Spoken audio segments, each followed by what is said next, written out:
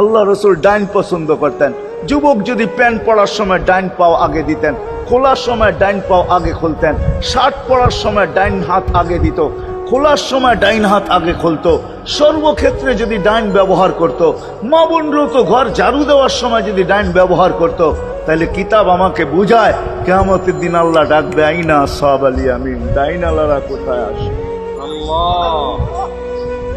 আল্লাহ ডাকবে ডাইনপন্থীরা কোথায় আসো? আমার বন্ধু ডাইন দিক পছন্দ করতো, তোমরাও পছন্দ করতে, তোমরা আমার বন্ধুর লোক, আসো আমার কাছে।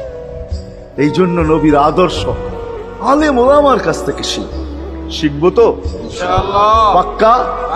আর সবচেয়ে বড় আদর্শ আল্লাহ রসুলের, যেটা আসতে দেরি, আমাদেরকে মেসেজ দিতে দেরি করেন নাই। আইসেই সেজদায় পড়ছেন। শানের এসালত হইলে আমি শুনাইতাম, সিরাত এই জন্য শুনাইলাম না। জমিনে আসতে দেরি, সেজদা করতে দেরি করেন না। আমি বলবো সেজদা করেন না, আমাদেরকে মেসেজ দিছেন উম্মত সেজদা ছাড়া তোমাদের কোনো পরিচয় আমার কাছে নাই।